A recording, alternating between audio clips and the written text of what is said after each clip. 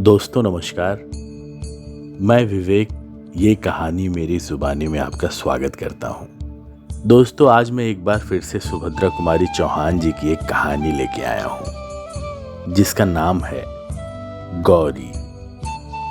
दोस्तों ये कहानी पूरा सुने और अगर आपको ये कहानी पसंद आए तो इसको लाइक करें, शेयर करें, कमेंट करके हमको बताएं। साथ ही अगर आप इस चैनल पर नए हैं तो चैनल को सब्सक्राइब कर बेल आइकन दबाना ना भूलिए, जिससे ऐसे ही महान लेखकों की महान कहानियां आपको सबसे पहले मिले। लीजिए प्रस्तुत है कहानी गौरी। शाम को गोधूल की बेला कुली के सिर पर सामान रखवाए जब बाबू राधा कृष्ण अपने घर आए तब उनके भारी भारी पैरों की चाल और चेहरे के भाव से कुंती ने जान लिया कि काम वहां भी नहीं बना। कुली के सिर पर से बिस्तर उतरवाकर बाबू राधा कृष्ण ने उसे कुछ पैसे दिए। कुली सलाम करके चला गया और वह पास ही पड़ी एक आराम कुर्सी पर, जिसके स्प्रिंग खुलकर कुछ ढीले होने के कारण इधर उधर फैल गए थे, गिर से पड़े। उनके इस प्रकार बैठने से कुछ स्प्रिंग आपस में टकराए जिससे एक प्रकार की झन झन की आवाज हुई। पास ही बैठे कुत्ते ने कान उठाकर इधर उधर देखा, फिर भौं भौं करके भौंक उठा। इसी समय उनकी पत्नी कुंती ने कमरे में प्रवेश किया। काम की सफलता या असफलता के बारे में कुछ भी न पूछकर कुंती ने नम्र स्वर में कहा, चलो हाथ मुंह धो लो, चाय तैयार है। चाय? राधा कृष्ण चौंक पड़े। चाय के लिए तो मैंने नहीं कहा था। नहीं कहा था तो क्या हुआ, पी लो, कुंती ने आग्रह पूर्वक कहा। अच्छा चलो, कहकर राधा कृष्ण कुंती के पीछे पीछे चले गए। गौरी अपराधिनी की भांति माता पिता दोनों की दृष्टि से बचती हुई पिता के लिए चाय तैयार कर रही थी। उसे ऐसा लग रहा था कि पिता की सारी कठिनाइयों की जड़ वही है। न वह होती और न पिता को उसके विवाह की चिंता में इस प्रकार स्थान स्थान घूमना पड़ता। वह मुख खोल कर किस प्रकार कह दे कि उसके विवाह के लिए इतनी अधिक परेशानी उठाने की आवश्यकता नहीं। माता पिता चाहे जिसके साथ उसकी शादी कर दें, वह सुखी रहेगी। ना करें तो भी वह सुखी है। जब विवाह के लिए उसे जरा भी चिंता नहीं, तब माता पिता इतने परेशान क्यों रहते हैं? गौरी यही नहीं समझ पाती थी। कभी कभी वह सोचती, क्या मैं माता पिता को इतनी भारी हो गई हूं? रात दिन सिवा विवाह के उन्हें कुछ और सोचता नहीं। तब आत्मग्लानि और क्षोभ से गौरी का रोम रोम व्यथित हो उठता। उसे ऐसा लगता कि धरती फटे और वह समा जाए, किंतु ऐसा कभी न हुआ। गौरी वह जो पूनम की चांद की तरह बढ़ना भर जानती थी, घटने का जिसके पास कोई साधन न था, बाबू राधा कृष्ण के लिए चिंता की सामग्री हो गई थी। गौरी उनकी एकमात्र संतान थी। उसका विवाह वे योग्य वर के साथ करना चाहते थे। यही सबसे बड़ी कठिनाई थी। योग्य पात्र का मूल्य चुकाने लायक उनके पास यथेष्ट संपत्ति न थी। यही कारण था कि गौरी का यह 19वां साल चल रहा था, फिर भी वे कन्या के हाथ पीले न कर सके थे। गौरी ही उनकी अकेली संतान थी। छुटपन से ही उसका बड़ा लाड प्यार हुआ था। प्रायः उसके उचित अनुचित सारे हठ पूरे हुआ करते थे। इसी कारण गौरी का स्वभाव निर्भीक, दृढ़ निश्चयी और हठीला था। वह एक बार जिस बात को सोच समझकर कह दे, फिर उस बात से उसे कोई हटा नहीं सकता था। पिता की परेशानियों को देखते हुए अनेक बार उसके जी में आया कि वह पिता से साफ साफ पूछे कि आखिर वे उसके विवाह के लिए इतने चिंतित क्यों हैं। वह स्वयं तो विवाह को इतना आवश्यक नहीं समझती, और अगर पिता विवाह को इतना अधिक महत्व देते हैं तो फिर पात्र और कुपात्र क्या। विवाह करना है तो कर दें, किसी के भी साथ। वह हर हालत में सुखी और संतुष्ट रहेगी। उसकी यह परेशानी, उसकी चिंता अब उससे सही नहीं जाती, किंतु संकोच और लज्जा उसकी जबान पर ताला सा डाल देते। हजार बार निश्चय करके भी वह पिता से यह बात न कह सकी। पिता को आते देख गौरी चुपके से दूसरे कमरे में चली गई। राधा कृष्ण बाबू ने जैसे बेमन से हाथ मुंह धोया और पास ही रखी एक कुर्सी पर बैठ गए। वहीं एक मेज पर कुंती ने चाय और कुछ नमकीन पूरियां पति के सामने रख दी। पूरियों की तरफ राधा कृष्ण ने देखा भी नहीं, चाय का प्याला उठाकर पीने लगे। ऐसी कन्या को जन्म देकर जिसके लिए वर ही न मिलता हो, कुंती स्वयं ही जैसे अपराधीन हो गई थी। कुंती ने डरते डरते पूछा, जहां गए थे क्या वहां भी कुछ ठीक नहीं हुआ? ठीक? ठीक होने को वहां धरा ही क्या है? चाय का घूंट गले से नीचे उतारते हुए बाबू राधा कृष्ण ने कहा, सब हम ही लोगों पर है। विवाह करना चाहें तो सब ठीक है, ना करना चाहें तो कुछ भी ठीक नहीं है। कुंती ने उत्सुकता से पूछा, फिर क्या बात है? लड़के को देखा? हाँ देखा, अच्छी तरह देखा हूं। यह कहकर राधा कृष्ण फिर चाय पीने लगे। कुंती की समझ में यह पहेली ना आई। उसने कहा, जरा समझा कर कहो, तुम्हारी बात तो समझ में ही नहीं आती। राधा कृष्ण ने कहा, समझा कर कहता हूं, सुनो। वह लड़का लड़का नहीं, आदमी है। तुम्हारी गौरी के साथ मामूली चपरासी की तरह दिखेगा। बोलो, करोगी ब्याह? कुंती बोली, विवाह की बात तो पीछे होगी। क्या रूप रंग बहुत खराब है?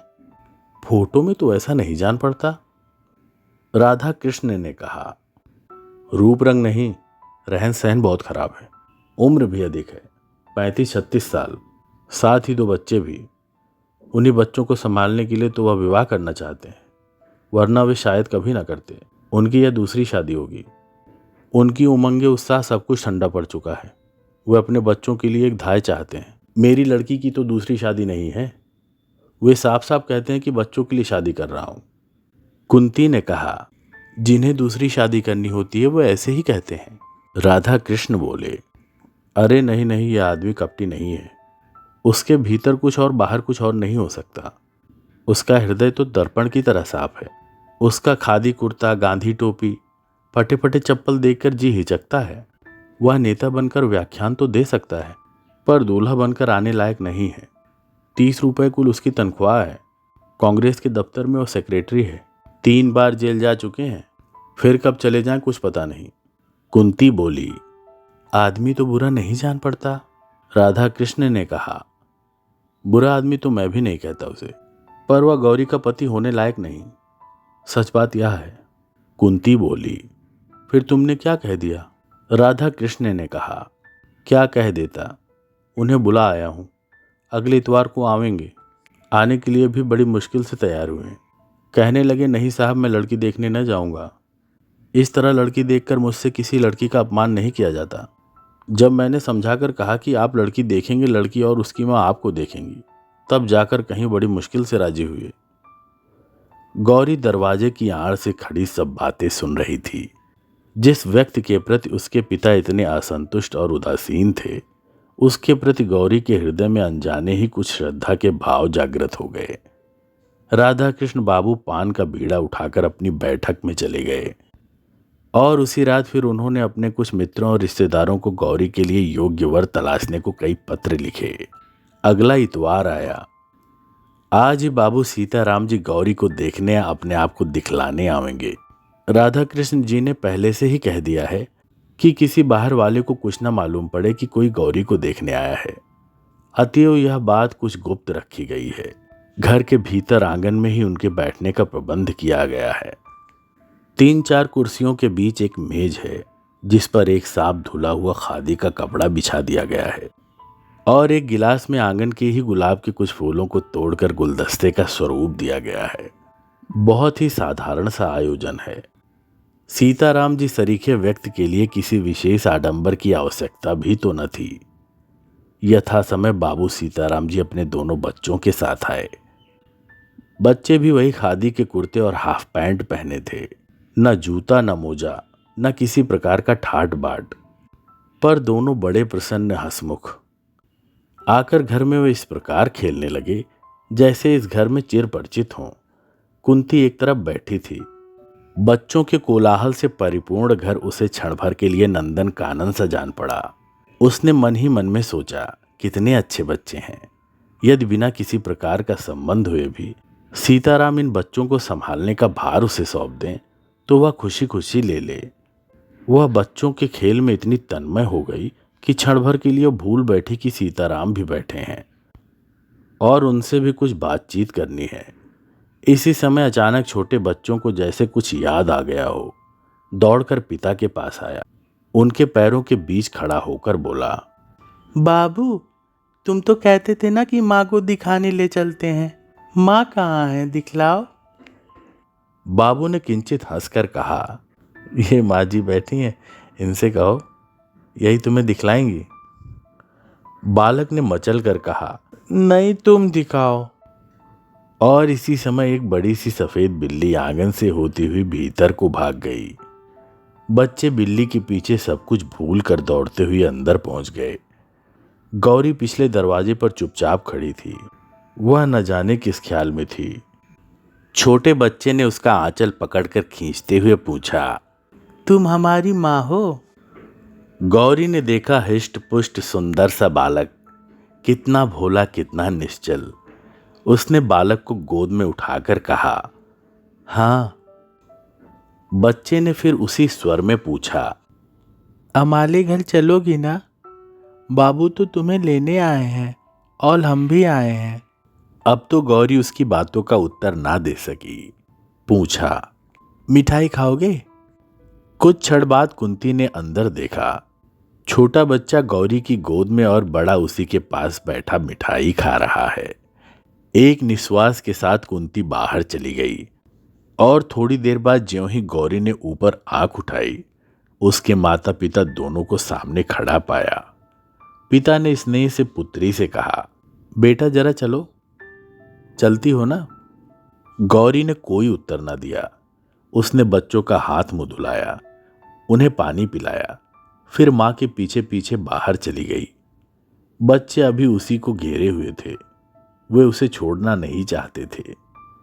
बड़ी मुश्किल से सीताराम जी उन्हें बुलाकर कुछ देर तक अपने पास बिठा सके, किंतु जरा सा मौका पाते ही फिर वो जाकर गौरी के आसपास बैठ गए। पिता के विरुद्ध उन्हें कुछ नालिशें भी दायर करनी थीं, जो पिता के पास बैठकर ना कर सकते थे।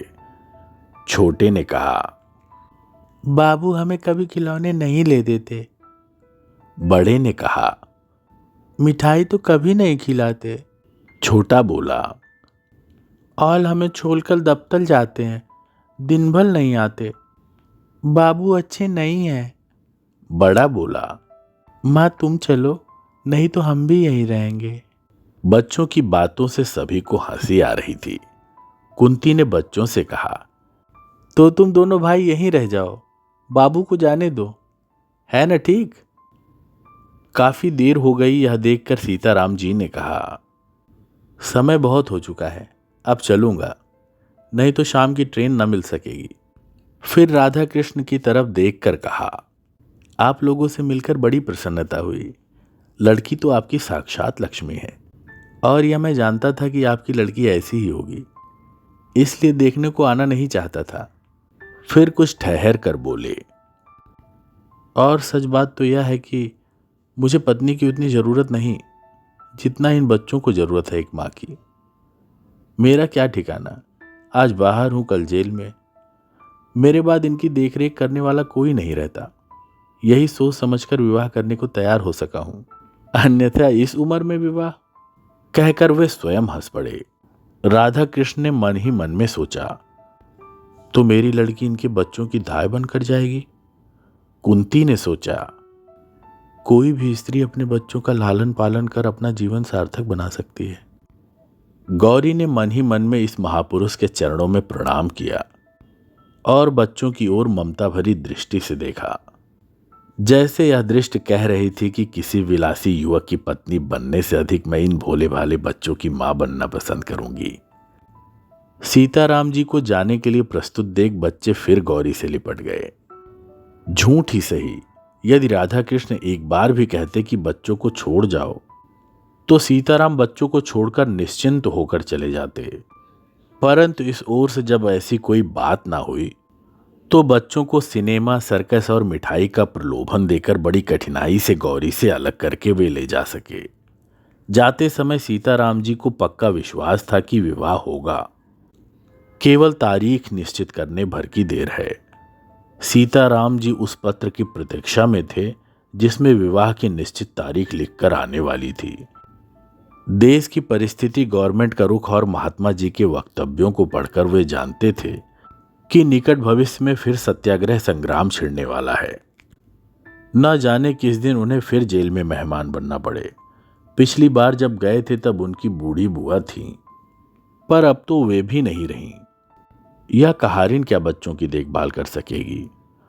बच्चों की उन्हें बड़ी चिंता थी और बच्चे भी सदा ही माँ माँ की रट लगाए रहते थे। उन्होंने फिर एक पत्र बाबू राधाकृष्ण को शीघ्र ही तारीख निश्चित करने के लिए लिख भेजा। उधर राधाकृष्ण जी दूसरी ही बात तय कर रहे थे। उन्होंने सीताराम के पत्र के उत्तर में लिख भेजा कि गौरी की मां पुराने ख्याल की हैं। वे बिना जन्मपत्री मिलवाए विवाह नहीं करना चाहती, अतएव आप अपनी जन्मपत्री भेज दें। पत्र पढ़ने के बाद ही सीताराम को यह समझने में देर न लगी कि यह विवाह न करने का केवल एक बहाना मात्र है, किंतु फिर भी उन्होंने जन्मपत्री भेज दी। जन्मपत्री भेजने के कुछ ही दिन बाद उत्तर भी आ गया कि जन्मपत्री नहीं मिलती, इसलिए विवाह न हो सकेगा, क्षमा कीजिएगा। बाबू राधाकृष्ण को गौरी के लिए दूसरा वर मिल गया था, जो उनकी समझ में गौरी के बहुत योग्य था। धनवान ये भी अधिक न थे, पर अभी अभी नायक तहसीलदार के पद पर नियुक्त हुए थे। आगे और भी उन्नति की आशा थी। बीए पास थे। देखने में अधिक सुंदर ना थे, बदशक्ल भी कहे जा सकते थे। पर पुरुषों की भी कभी सुंदरता देखी जाती है। उम्र कुछ अधिक ना थी, यही 24-25 साल। लेने देने का झगड़ा यहां भी न था। पहली शादी थी और माँ बाप भाई बहन से भरा पूरा परिवार था। राधा कृष्ण जी इससे अधिक और चाहते ही क्या थे। ईश्वर को उन्होंने कोटिक धन्यवाद दिए, जिसकी कृपा से ऐसा अच्छा वर उन्हें गौरी के लिए मिल गया।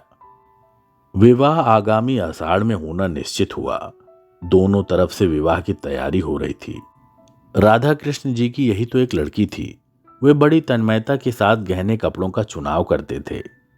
सोचते थे देर से शादी हुई तो क्या हुआ, वर भी तो कितना अच्छा ढूंढ निकाला है। कुंती भी बहुत खुश थी। उसकी आंखों में यह दृश्य झूलने लगता था कि दामाद छोटा साहब हो गया है। बेटी दामाद छोटे छोटे बच्चों के साथ उससे मिलने आए हैं। किंतु बच्चे की बात सोचते ही उसे सीताराम जी के दोनों बच्चे तुरंत याद आ जाते और याद आ जाती उनकी बात। बच्चों की देखरेख करने वाला कोई नहीं है। फिर वह सोचती दुनिया में और भी तो लड़कियां हैं, कर लेंगी शादी, क्या मेरी गौरी ही है। इस प्रकार पति पत्नी दोनों ही प्रसन्न थे। पर गौरी से कौन पूछता कि उसके हृदय में कैसी हलचल मची रहती है। रह रहकर उसे बच्चों का भोला भाला मुंह और मीठी मीठी बातें याद आ जाती। साथ ही याद आ जाते विनयी नम्र और सादगी की प्रतिमा सीताराम जी। उनकी याद आते ही श्रद्धा से गौरी का माथा अपने आप ही झुक जाता। देशभक्त त्यागी वीरों के लिए उसके हृदय में बड़ा सम्मान था। सीताराम जी ने भी तो देश के लिए अपने जीवन का उत्सर्ग कर दिया है। नहीं तो बीए पास करने के बाद क्या प्रयत्न करने पर उन्हें नायब तहसीलदार की नौकरी न मिल जाती। मिलती क्यों नहीं, पर सीताराम जी सरकार की गुलामी पसंद करते तब ना। दूसरी ओर थे उनके होने वाले वर नायब तहसीलदार साहब, जिन्हें अपने आराम, अपने देश के लिए ब्रिटिश गवर्नमेंट के जरा से इंगित मात्र से निरीह देशवासियों के गले पर छुरी फेरने में जरा भी संकोच या हिचक नहीं। जिनके सामने कुछ चांदी के टुकड़े दिए जाते हैं और ये दुम हिलाते हुए निंद से निंद कर्म करने में भी किंचित लज्जित नहीं होते। घृणा से गौरी का जी भर जाता, किंतु उसके इन मनोभावों को जानने वाला यहां कोई भी न था। वह रात दिन एक प्रकार की अव्यक्त पीड़ा से विकल सी रहती। बहुत चाहती थी कि अपनी मां से कह दे कि वह नायब तहसीलदार से शादी ना करेगी, किंतु लज्जा उसे कुछ भी ना कहने देती। ज्यों-ज्यों विवाह की तिथि नजदीक आती, गौरी की चिंता बढ़ती ही जाती थी। विवाह की निश्चित तारीख से 15 दिन पहले एकाएक तार आया कि नायब तहसीलदार के पिता का देहांत हो गया। इस मृत्यु के कारण विवाह साल भर को टल गया। गौरी के माता पिता बड़े दुखी हुए, किंतु गौरी के सिर पर से जैसे चिंता का पहाड़ हट गया। इसी बीच सत्याग्रह आंदोलन की लहर सारे देश में बड़ी तीव्र गति से फैल गई। शहर शहर में गिरफ्तारियों का तांता लग गया। रोज ही न जाने कितने गिरफ्तार होते, कितनों को सजा होती। कहीं लाठीचार्ज, कहीं धारा 144। सरकार की दमन की चक्की बड़े भयंकर रूप से चल रही थी। गौरी को चिंता थी उन बच्चों की। जब से सत्याग्रह संग्राम छिड़ा था तभी से उसे फिक्र थी कि न जाने कब सीताराम जी गिरफ्तार हो जाएं और फिर वे बच्चे बेचारे उन्हें कौन देखेगा। रोज का अखबार ध्यान से पढ़ती, कानपुर का समाचार तो और भी ध्यान से देखती थी। इसी प्रकार उसने एक दिन पढ़ा कि राजद्रोह के अपराध में सीताराम जी गिरफ्तार हो गए और उन्हें 1 साल का सपरिश्रम कारावास हुआ है। इस समाचार को पढ़कर गौरी कुछ क्षण के लिए स्तब्ध सी खड़ी रही, फिर कुछ सोचती हुई टहलने लगी।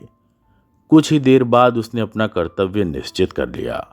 वह मां के पास गई। मां कोई पुस्तक देख रही थी। उसने अपने सारे साहस को समेटकर दृढ़ता से कहा, मां, मैं कानपुर जाऊंगी। आश्चर्य से कुंती ने पूछा, कानपुर में क्या है? गौरी ने कहा, वहां बच्चे हैं। मां ने उसी स्वर में कहा, बच्चे? कैसी बात करती हो गौरी, पागलों सी? गौरी बोली, नहीं मां, मैं पागल नहीं हूं। बच्चों को तुम भी जानती हो। उनके पिता को राजद्रोह के मामले में साल भर की सजा हो गई। बच्चे छोटे हैं। मैं जाऊंगी मां, मुझे जाना ही पड़ेगा। गौरी के स्वभाव से कुंती भली भांति परिचित थी। वह जानती थी कि गौरी जिस बात की हट पकड़ती है कभी छोड़ती नहीं। अतएव सहसा वह गौरी का विरोध न कर सकी।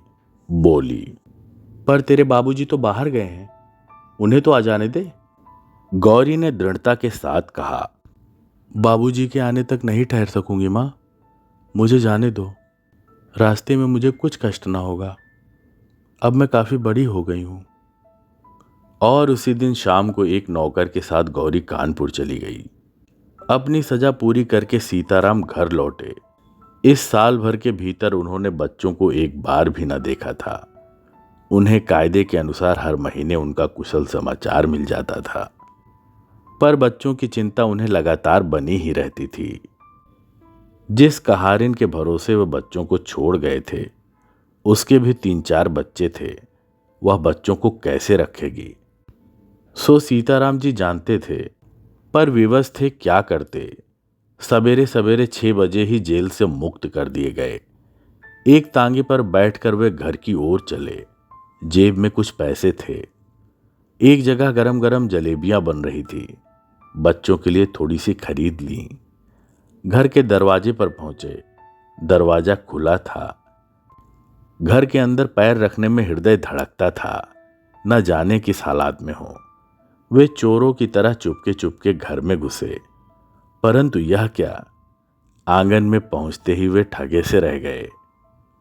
फिर जरा आगे बढ़कर उन्होंने कहा, आप? गौरी ने झुककर उनकी पदधूलि माथे से लगा ली।